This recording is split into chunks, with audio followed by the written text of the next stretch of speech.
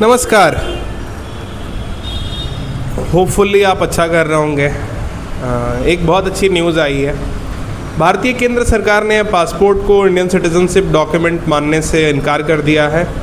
अब Indian passport जो है वो इंडियन नेशनैलिटी को एविडेंस माना जाएगा, लेकिन इंडियन सिटीजनशिप को प्रूव नहीं कर पाएगा।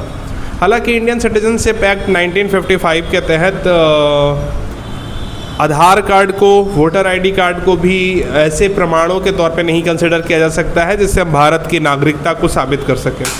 हाँ, ये अलग बात है कि भारत का आधार कार्ड जो है वो आधार कार्ड हम लोगों का इस बात का ज़रूर दस्तावेज है जो हमें ये प्रूव कर सकता है कि हमारा स्थायी निवास कहाँ पे है, हमारा जन्म कब हुआ था, हम कितने समय से भारत में रह रहे हैं। हम इसका प्रयोग बैंक वगैरह में या एडमिशन के तौर पे कॉलेज वगैरह में हम इसका इस्तेमाल भी करते हैं। वोटर आईडी कार्ड का इस्तेमाल हम लोग इलेक्टोरल एक्टिविटी के लिए करते हैं, वो वोट वगैरह कंसिडर करने के लिए देते हैं।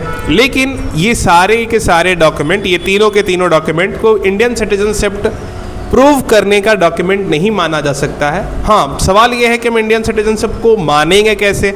तो अपने इंडियन सिटीजनशिप एक्ट के तहत हम या तो 1950 के लगभग के हमारा पेरेंट का जन्म हो, जो कि स्वाभाविक है कि अभी भारत में जितने लोग होंगे सबके पेरेंट का जन्म उसके बाद ही हुआ होगा, या मतलब उसके पहले भी हो सकता है।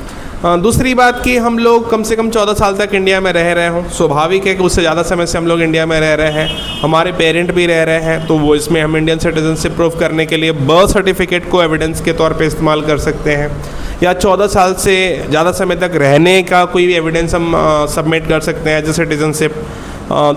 तीसरी चीज़ हम लोग ये भी प्रूव कर सकते हैं कि हम इंडिया को किसी तरह से फैसिलिटेट कर रहे हैं, तो भी ये प्रबल चांसेज होती हैं कि फैसिलिटेट करने के बाद हमें इंडियन सिटीजनशिप एक्ट के तहत हमें ये अधिकार मिल जाता है कि हम भारत की नागरिकता प्राप्त कर सकते हैं। बाकी जानकारी आपको लंबे वीडियो में प्रदान करूँगा। अभी के लिए इतना ही। धन्यवाद।